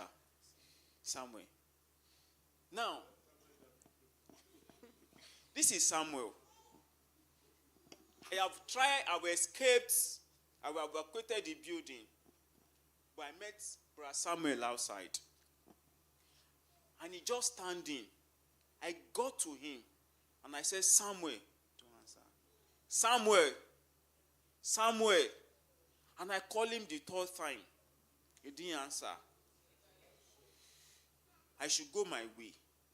But it would be wrong of me to touch Samuel. Not your Samuel. Let me look for another name. Hope nobody bears Benga here. Okay. Okay, Jimo.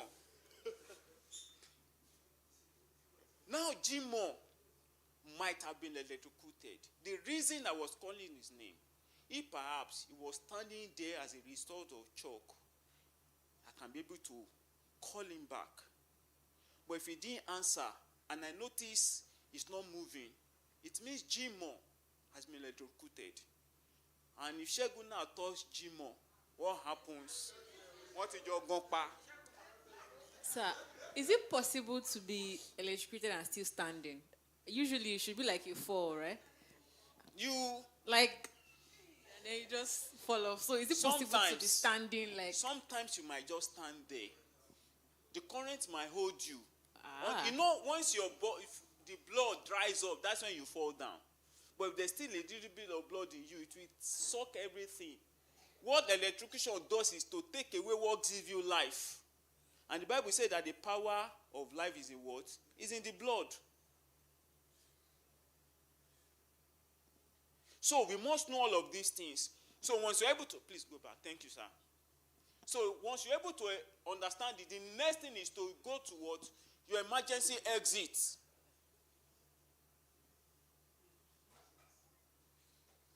We should have emergency exit. I know in some offices you get there. So what it does is to give you direction on where to follow. And when you have followed that, you go to what? To the assembly point. Assembly point, you make roll call. Sister Chidima, present. Brother Chukudi, present. You now discover Brother Jimo is missing. The first thing you must do when the firefighters come is to tell them, Brother Jimo is somewhere. He's trapped somewhere. And you might be able to tell us where he is. So the first thing to do is to save Brother Jimo or to recover him. Do you understand? So, in the case of fire, you do not use what? You don't use lifts. Assist children and elderly persons. If children cannot help themselves, you help them. Carry them. Do you understand? You wanted to ask a question, man. You said you should save yourself, so why am I carrying somebody else?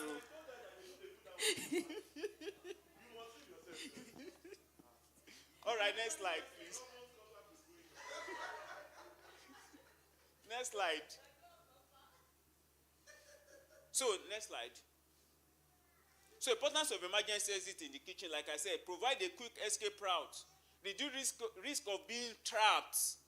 So, those of us that have that entrance in our kitchen or the exit in our kitchen and you have padlocked it, go and unlock it.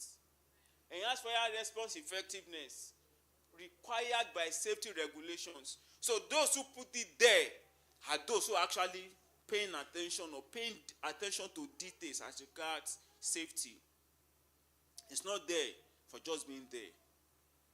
By standard, if we are to build our house, even the firefighters, fire service must vet your house before you build it. We should be able to tell you where your exit point should be, where this should be. But in Nigeria, I know someday we'll get there. But we'll be to do the right thing. All right, sir. All right. Good afternoon, and thank you very much. So you made mention of Monster Points the other time now.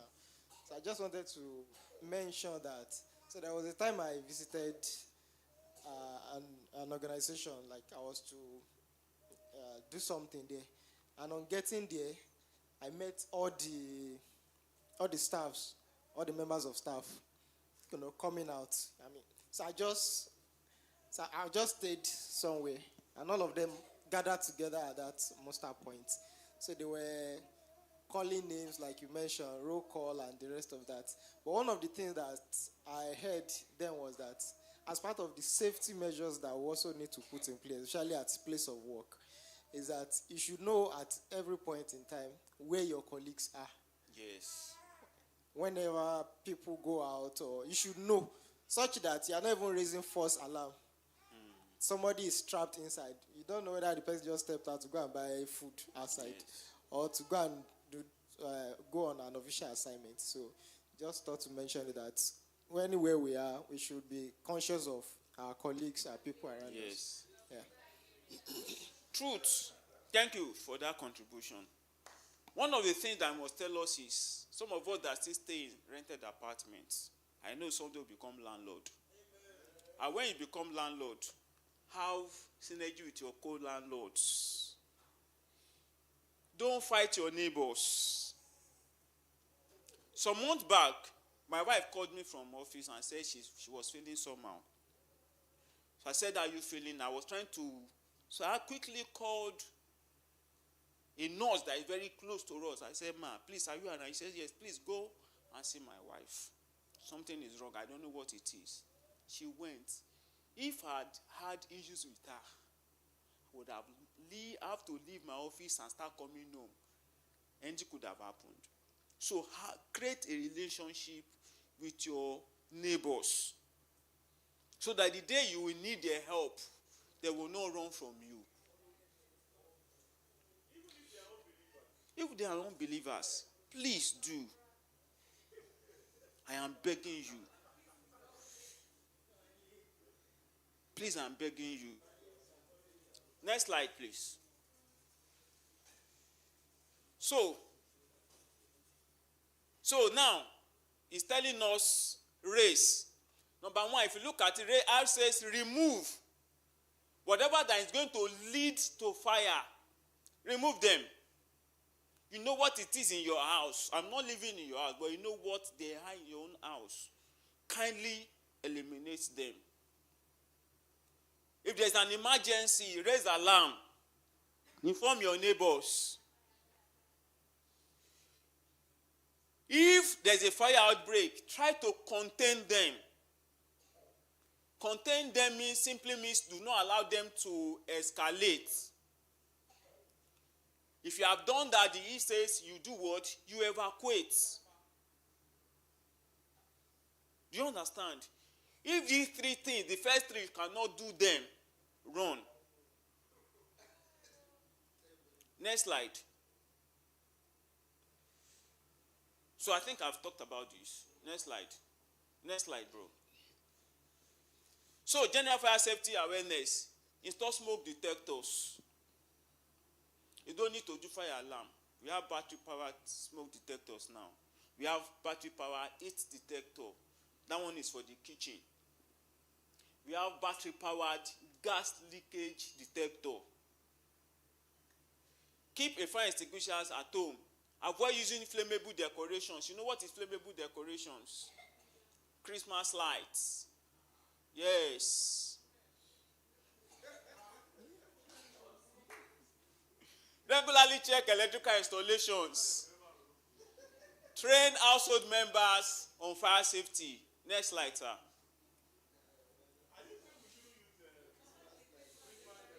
You can, but be sure that you are paying attention to them. So, please, this one don't concern us. Move to the next slide. You see, a fire that starts as this could grow to this if nothing is done at the appropriate time. Next slide. So, in January 2025, a gasoline tanker explosion in north central Nigeria killed at least 98 people. A week later, another explosion in Enugu State claimed 18 lives. Poor infrastructure, illegal gas refilling, and safety negligence contribute to frequent explosion. One that happened in Lagos, I think around Total Fleet Station in Ikeja, that affect some people living, working in OPIC, that Ogun State building. You know, a lot of life went for it. The driver discovered that the gas tank was leaking. I think it was to supply gas somewhere. And then he parked the vehicle around. Yes.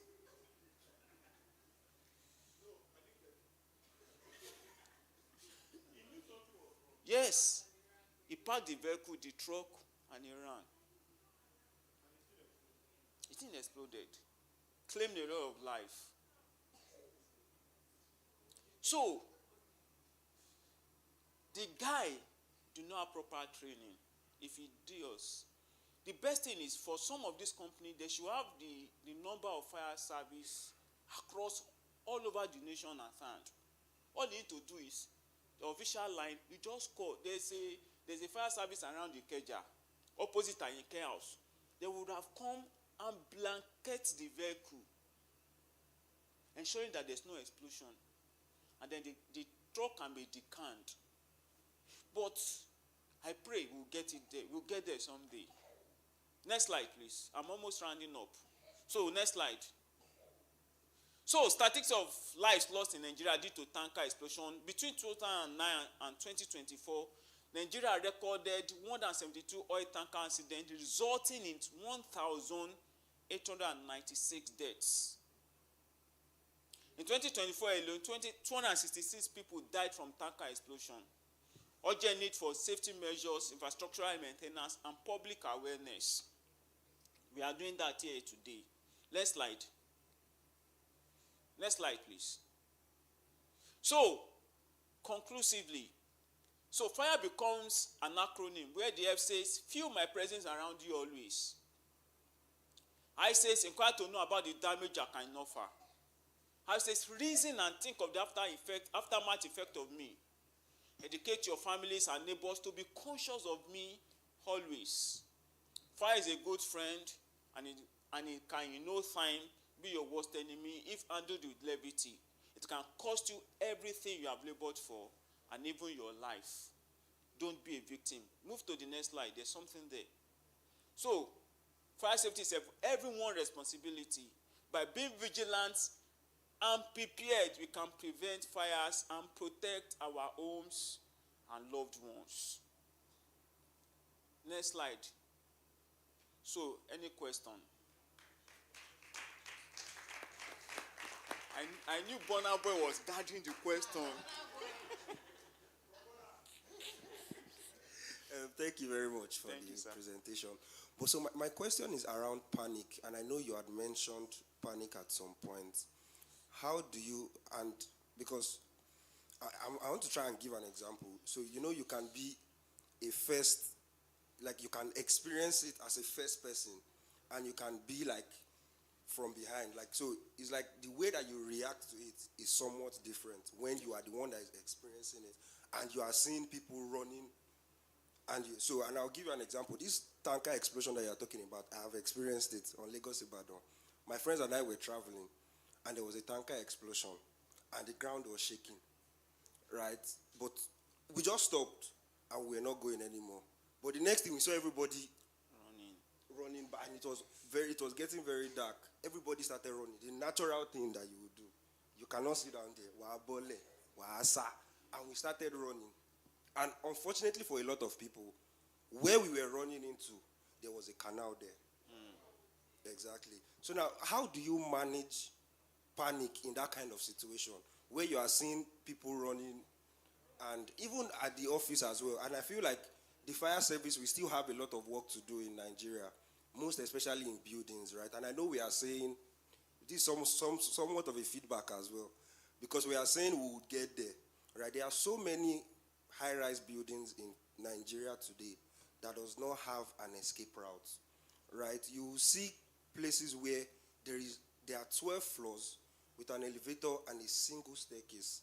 Now, if there is a fire situation, there is no way that even if the fire don't kill people, stampede will kill people. Sure. Because I cannot see fire and you tell me to be walking slow. My answer, if you are here and you are not running, I will hit you and I will run. And that's the truth.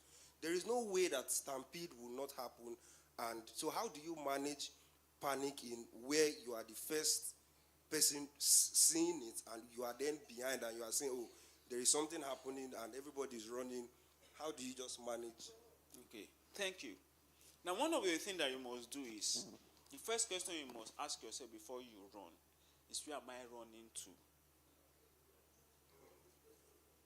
Because you might actually be running from danger and still running into danger. Do you understand? Now, I'll give you an example during the Ikeja bomb blast. I was still staying in Ajegunle, and it was like, it was fresh because where I was staying, the entire building was shaking. As at that time, I did not have any knowledge as regard to safety. But I remembered I walked from the staircase and I walked down. I didn't run. So one of the things we tell people in the process of evacuation is, you don't run. You can walk as fast as you can, but don't run. Because we discovered that in the process of running, you push people. And when somebody falls, nobody is waiting to check on that person. You understand? We stamp on that person, and the person eventually die. And you that is running, you said some people ran into the canal. At whose expense? Do you understand? So the first thing is, ask yourself, what is happening? How do I save myself? You can ask yourself all of these questions within seconds, because that time your brain will be working so fast. Do you understand? Then if you have known exactly what to do, take the step. Don't just run. Aside the fact that I'm into safety, I don't just run whenever anything happens. I ask myself, even if I hear gunshot now, I don't know where it's coming from. It might be from here or there. And I decide to run from the church, and I still go out. I still meet them. Do you understand? So safety is comprehensive, and it asks questions. Ask yourself, so that you don't become victim eventually. And I want to appeal to us here.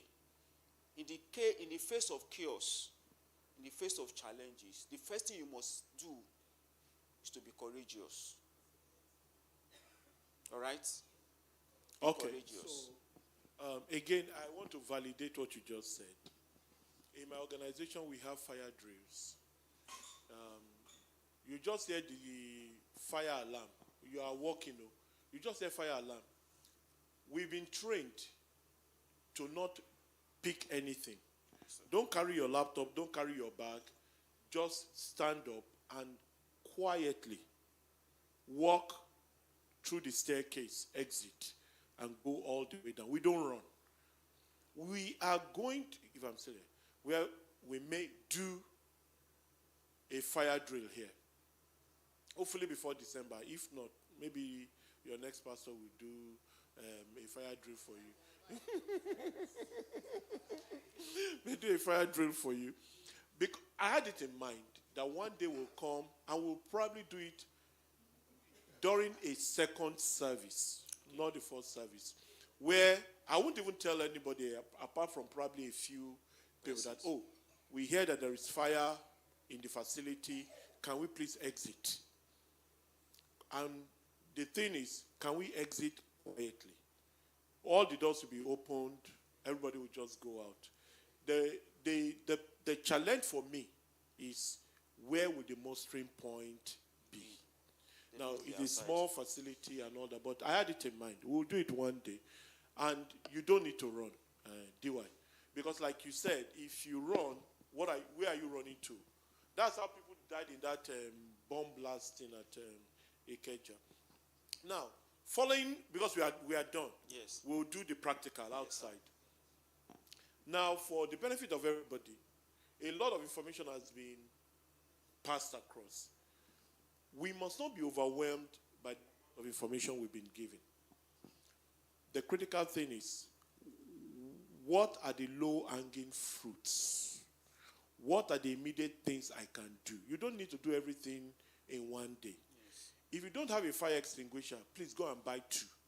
1 powder, 1 CO2. They've not paid salaries. I know. Now, what you need to do is to budget. That, okay, so when they pay my salary, I can't buy 2 extinguishers now. Let me buy one first. Yes. Do you understand? That's how you move forward in life. If you come to a place like this, or you are hearing online, and you get this kind of information, and you walk away, you've wasted your time. So, buy one and keep.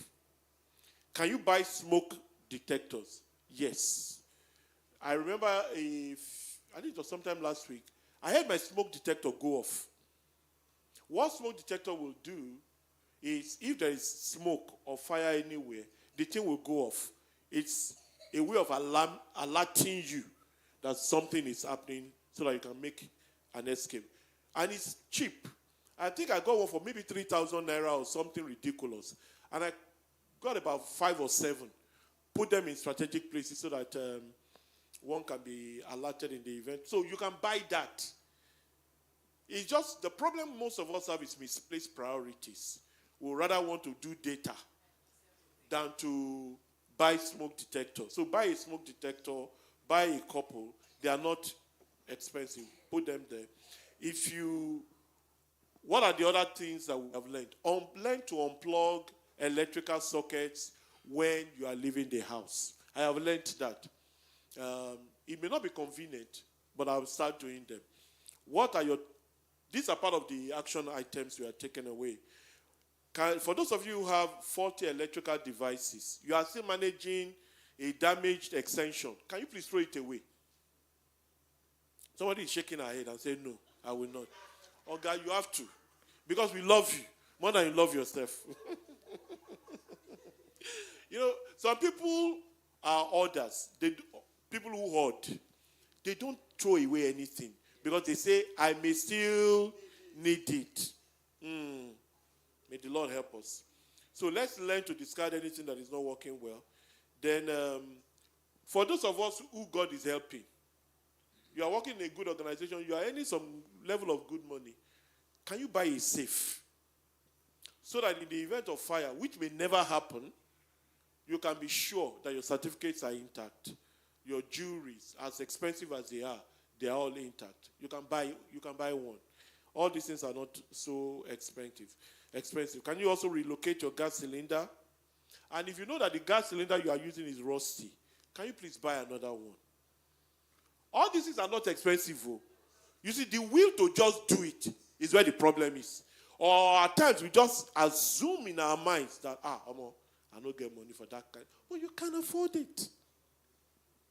So, ladies and gentlemen, let us take steps. The ones I would take, I have written down. If you have fire extinguishers that you've bought 2 years ago, you can contact our gentleman here and say, okay, can you help me service my fire extinguishers? I serviced my own early this year. Otherwise, I would have just invited you to my house and said, yeah, come and help me service all this. All these things are very, very important. We didn't put this program together because we didn't have work to do. And it's cost us about how much? About 100K to put this together as a church. It's because we know that there is value in it. Because when people came out and they were giving testimonies of, oh, God saved me from fire, this on fire, this on fire, this on fire, I'm like, okay, it is time to learn about fire. That was what brought us here. And we hope that we've been able to serve you as a church, and that what we have learned, whether you are online or on site, you will take something back home and just do it. Praise God. Who is close? Is it you or one more question? Oh, more questions. So I don't know if you've seen these gas cylinders that are rubbers. I don't know if do you advise against it? Is it fiber rather? Yeah. Now I've seen them, but can they withstand the pressure of gas for a long time? The answer is no. Now the truth of the matter is, we must first of all think about our weather condition. If that cylinder is used in the US, I won't be bothered. If you use it in France, I won't be bothered. But if it's used somewhere in Kenya, Mali, UAE. I'll be bothered because we share almost the same climate with them.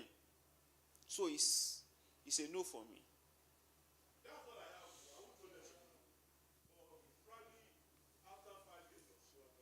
Yes.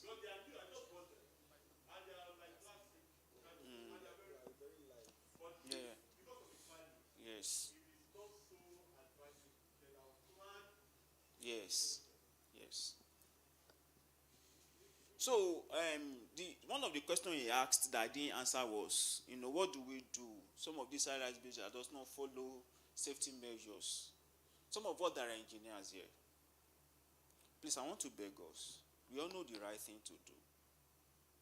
For me as a person, there are times I will reject a job, not because I have so much money. I don't have much. I need money. But there are some jobs I will reject. Why? Because I don't want anything to happen. They will say, who did that job? My name will be mentioned. We know the right thing to do. If you are staying in a 12-story building, I can't stay in a high-rise building. If I become Hotel Dela tomorrow or Bill Gates, I will not stay. I would rather manage my bungalow, JJ, and give it a touch. Make it look touch. That's the truth. Because if you stay in a high-rise building, number one, you do not have sliding pole. You do not have escape ladder. Nothing. You might have multiple exit points. But how can you run from a 12-story building downstairs without being tired or without being trapped? So you run like Elijah. Yes. Yes.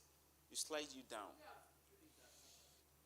If you come to most of the fire stations, you will see them.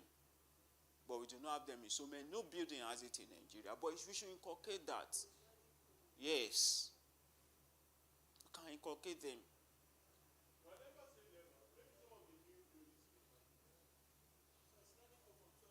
Yes. Yes. You just hold it. All you need to do is to hold it firmly. To just slide you down. It doesn't require much effort. All you need to just hold yourself. To slide you down gently. You control the gravity yourself.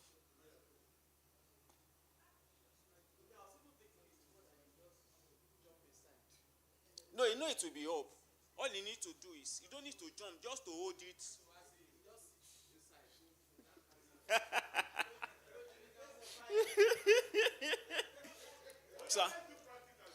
I think, so no more questions, right? All right, thank you. All right. I've been waiting for you. Okay. I just want us to go outside. We're doing the practical outside, right? Yes. So let's go out. Thank you all for joining. Thank you so much, sir. Please, can we appreciate our facilitator?